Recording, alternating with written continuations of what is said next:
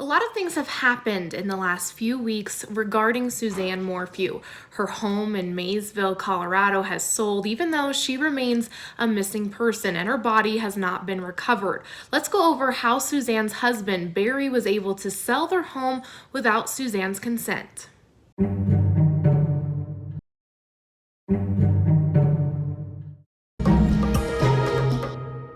I want to preface that I am not an attorney, just a reporter digging into some of the court documents that I have found. These are my understanding of the court documents. I think it's important to explain how the property could sell and the process Barry went through to make it happen. If you remember, Barry filed for guardianship June 1st, less than a month after Suzanne went missing. The court granted him temporary guardianship on June 5th so that he could sell two properties with Suzanne's name on them. One was a vacant lot and the other was Suzanne's and Barry's former home, a property which Barry told me was already under contract before Suzanne went missing on May 10th of 2020. On July 9th, Barry sold their Indiana home.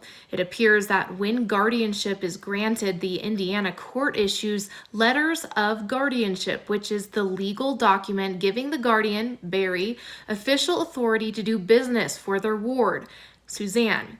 Barry's case summary shows that the process was completed and the letters were issued immediately for the temporary guardianship, but things look a bit different for the permanent guardianship that was granted in Hamilton County, Indiana on September 2nd, 2020. When it took months before the letters were finally issued on January 20th, 2021, just one day before Barry petitioned the court for another approval for real estate transactions, presumably submitting at that time his intent to sell the Puma Path home in Maysville, Colorado. What follows is what appears to be the process used to transfer Barry's authority from Indiana to Colorado. The Colorado courts require that a foreign conservator like Barry, register his letters of guardianship from another state in order for Colorado to recognize his authority. Without those letters, Barry couldn't sell their home in Colorado. On February 23, 2021, the combined courts of Chaffee County and Colorado filed Barry's Indiana letters of guardianship, stating that Barry Morphew had the authority of the guardian of Suzanne Morphew in the state of Indiana.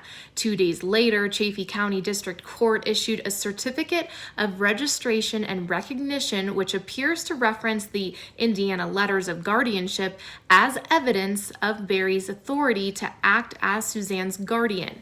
It appears that this certificate gives Barry the permission to exercise in Colorado all the powers granted by the Indiana court, except actions prohibited by Colorado law. According to my understanding of Colorado law, Suzanne will get at least half of the proceeds from the sale of Puma Path home, which Barry sold for a little more than $1.6 million on March 3rd. As for guardian, Barry has the legal duty to preserve Suzanne's assets. There should be nothing mysterious or secretive about the actions a guardian takes for his ward. As a matter of fact, Indiana courts require a strict and thorough accountability by the guardian for their ward's checking account.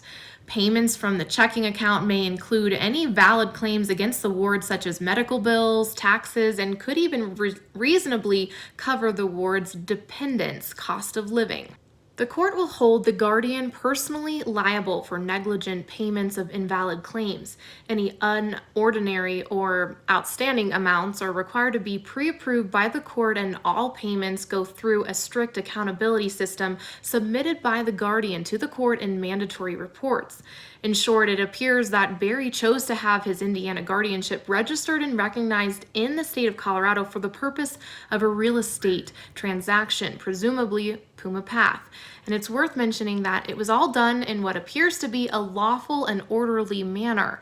It's easy to understand that some families are in great need of controlling their missing loved one's estate just to make ends meet. But according to statements made by Suzanne's family, that need isn't evident in this case, since Suzanne didn't make an annual income and her family wasn't ever dependent on her financial contribution to make ends meet. This begs the question, why do all this now? Why not wait until Suzanne has been declared deceased? Why get rid of everything and sell all your wife's assets if you want her to return? Why go through all this trouble just to have her portion of the sale tied up in what could become an accounting nightmare through the courts? It seems to be so much extra work for the guardian and little to no benefits to the ward. So, who is actually benefiting from this process? And how are they benefiting? Time will tell. I remember speaking with Gene Mormon, Suzanne's dad, about Barry filing for guardianship, something he was in total shock that Barry would be asking about when his wife hadn't been missing for that long. At the time, only a few weeks had passed since she was first reported missing. Gene told me that Barry wanted him to sign off for Suzanne so that they could initially sell the home in Indiana. You could say Suzanne's family thought it was very inappropriate at the time to ask. Suzanne's sister, Melinda, wanted me to share this statement, quote, "My faith and my family's faith rests fully in the support and work of the law enforcement agencies assigned to find our sister Suzanne. We trust that God is using the full weight of these authorities to bring about justice for Suzanne. We hold them all in highest regard and continue to pray that God gives them strength and abilities beyond what is their own in finding Suzanne. We remain deeply heartbroken over this tragedy," end quote. Please remember Suzanne Morphew has been missing for nearly 10 months. If you have any information in regards to this case, please call the Tipline at 719-312-7530. That's the latest scoop with Lauren Scharf. Thanks for watching. Please like, subscribe, and comment below. Until next time.